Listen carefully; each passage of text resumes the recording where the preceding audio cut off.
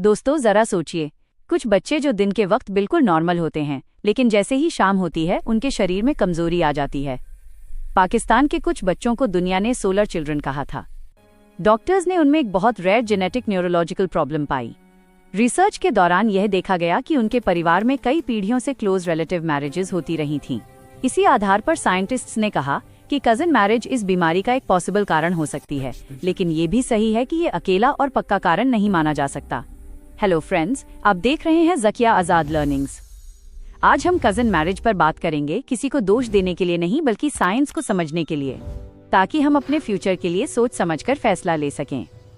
इस वीडियो का मकसद किसी भी धर्म, समाज या परंपरा की भावनाओं को ठेस पहुंचाना नहीं है। अगर किसी को भी इससे बुरा लगे तो मैं उसके लिए दिल से क्षमा चाहती हूँ। यह वीडियो सिर्फ हेल्थ अवेयरनेस और शिक्षा के लिए है। तो बात करते हैं कजिन मैरिज की हिस्ट्री की। कजिन मैरिज कोई नई बात नहीं है। हजारों साल पहले जब लोग छोटे समुदायों में रहते थे, तब शादी सिर्फ रिश्ता नहीं, सर्वाइवल स्ट्रैटेजी थी। Ancient Greece, Middle East, Africa और साउथ एशिया में लोग अपने परिवार के अंदर शादी करते थे ताकि जमीन, दौलत और पहचान बची रहे। भारतीय इतिहास में भी क्रॉस कजिन मैरिजेस के उदाहरण मिलते हैं। इजिप्ट के फाराओ टुटानखमुन के परिवार में भी ये परंपरा ब्लड लाइन बचाने के लिए थी। मतलब ये प्रथा गलत सोच से नहीं, बल्कि उस दौर की मजबूरियों से शुरू हुई। और धर्म के एंगल से देखें तो हर धर्म और रीजन में अलग अलग परंपराएं हैं। इस्लाम में कजिन मैरिज अलाउड है, जबकि हिंदू समाज में अलाउड नहीं है। क्रिश्चियनिटी और जुडाइज्म में कल्चरल रूल्स रीजन के हिसाब से बने। अगर हम इंडिया की बात करें तो इंडिया में कजिन मैरिज का पैटर्न नॉर्थ इंडिया और साउथ इंडिया में अलग अलग रहा है। साउथ इंडिया के कई राज्यों, तमिलनाडु, आंध्र प्रदेश, तेलंगाना और कर्नाटक के कुछ हिस्सों में कुछ हिंदू समाजों के अंदर भी क्रॉस कजिन मैरिज परंपरा का हिस्सा रही है, जैसे माँ के भाई की बेटी या बुआ का बेटा। ये धार्मिक जबरदस्ती नहीं, बल्कि सामाजिक और पारिवारिक व्यवस्था थी। नॉर्थ इंडिया में हिंदू धर्म में गोत्र सिस्टम फॉलो होता है, जहाँ क्लोज ब्लड रिलेटिव्स में शादी को मना या डिस्करेज किया जाता है। इसका उद्देश्य भी परंपरा के साथ साथ जेनेटिक डाइवर्सिटी को बढ़ावा देना माना जाता है, जबकि नॉर्थ इंडिया में मुस्लिम समाज में क्रॉस कजिन मैरिज होती है। यह फर्क सही गलत का नहीं, बल्कि अलग अलग सामाजिक परंपराओं का है। आइए इस टॉपिक को साइंस के एंगल से समझते हैं। अब साइंस को बिल्कुल सीधी भाषा में समझते हैं। हमारे शरीर के हर सेल के अंदर एक इंस्ट्रक्शन बुक होती है, जिसे डीएनए कहते हैं। इस डीएनए के छोटे छोटे हिस्से होते हैं, उन्हें जीन्स कहा जाता है। जीन्स ही डिसाइड करते हैं हम कैसे दिखेंगे, हमारी हाइट क्या होगी और हमारी सेहत कैसी रहेगी। ये डीएनए क्रोमोसोम्स के अंदर होता है। हर इंसान के पास 46 क्रोमोसोम्स होते हैं। 23 माँ से, 23 पिता से मिलते हैं। हर जीन की 2 कॉपीज होती हैं, एक माँ से, एक पिता से मिलती है। कुछ जेनेटिक प्रॉब्लम्स ऐसी होती हैं जो तभी सामने आती हैं जब दोनों कॉपीज में एक ही खराबी हो। इन्हें साइंस में रिसेसिव जेनेटिक डिसऑर्डर्स कहा जाता है।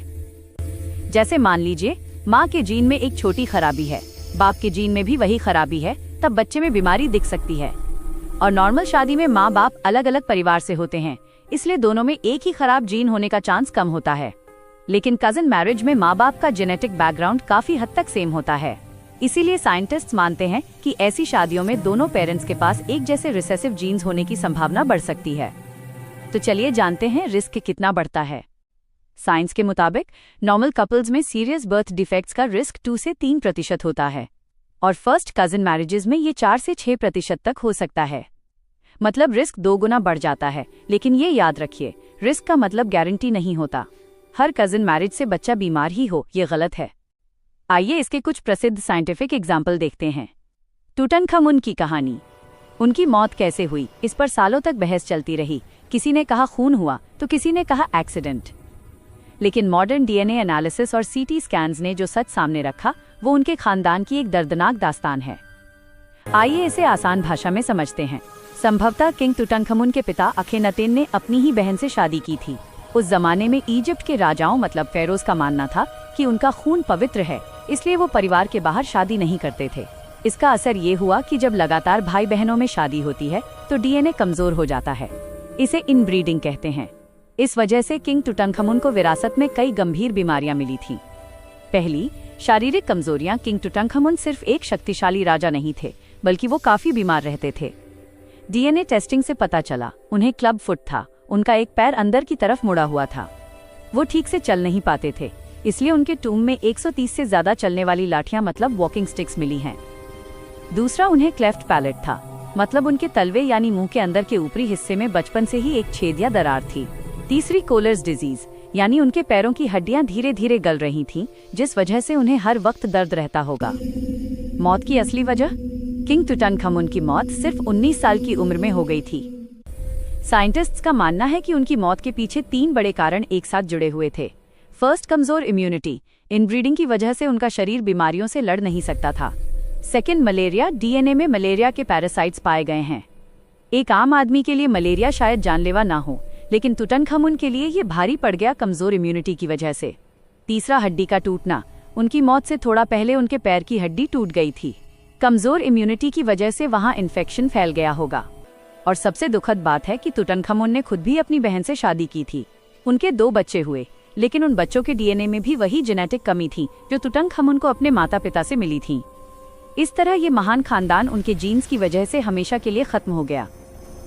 एक आम आदमी के लिए सीख, किंग टुटनखामुन की कहानी हमें ये बताती है कि उस जमाने में पवित्र खून को बचाने की कोशिश ने असलियत में उनके पूरे वंश को ही खत्म कर दिया। वो दुनिया के सबसे अमीर राजाओं में से एक थे, लेकिन उनका डीएनए उनका सबसे बड़ा दुश्मन बन गया।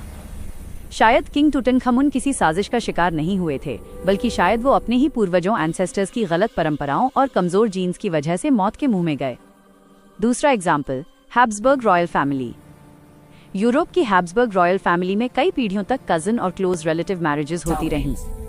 हिस्ट्री और मेडिकल रिकॉर्ड्स बताते हैं कि इस परिवार में फेशियल डिफॉर्मिटीज, लर्निंग डिफिकल्टीज और वीक इम्यूनिटी ज्यादा देखी गई। साइंटिस्ट्स इसे रिड्यूस्ड जेनेटिक डाइवर्सिटी का एग्जाम्पल मानते हैं। तीसरा example, solar children, Pakistan, modern medical case. Doctors और जेनेटिक काउंसलर्स का कहना है कि जहां एक ही परिवार में बार बार क्लोज रिलेटिव मैरिजेस होती हैं, वहां रेयर जेनेटिक डिजीजेस ज्यादा रिपोर्ट होती देखी गई हैं। इसीलिए आज साइंस टेस्टिंग और काउंसलिंग पर जोर देती है। और हाँ, ये एग्जाम्पल्स ये कहने के लिए नहीं है कि हर कजिन मैरिज गलत होती है, बल्कि ये समझाने के लिए हैं कि जब जेनेटिक डाइवर्सिटी कम होती है तो कुछ रिस्क बढ़ सकते हैं। इसीलिए जानकारी और टेस्टिंग जरूरी है। यह वीडियो किसी धर्म या परंपरा पर सवाल उठाने के लिए नहीं है। ये सिर्फ एक बात बताने के लिए है कि जब साइंस नई जानकारी दे तो उसे इग्नोर नहीं करना चाहिए। कौन कौन सी बीमारियां हो सकती हैं?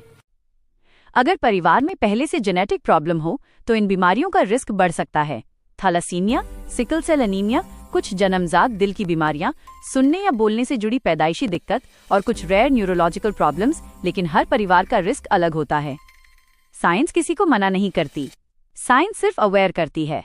आज जेनेटिक स्क्रीनिंग और काउंसलिंग अवेलेबल है। सिर्फ एक ब्लड टेस्ट से कई रिस्क पहले ही सामने आ सकते हैं। इस वीडियो का फाइनल मैसेज, कजिन मैरिज एक परंपरा हो सकती है, लेकिन आज साइंस हमें चॉइस देती है। सोच समझकर लिया गया फैसला एक सेहतमंद पीढ़ी की नींव होता है। वीडियो शेयर कीजिए, जानकारी जितनी ज्यादा होगी, फ्यूचर उतना बेहतर होगा। दोस्तों, अगर आपको ये जानकारी उपयोगी लगी और आप ऐसी ही साइंस बेस्ड और इन्फॉर्मेटिव वीडियोस देखना चाहते हैं, तो ज़किया आज़ाद लर्निंग्स को जरूर सब्सक्राइब करें और बेल आइकन दबाना न भूलें।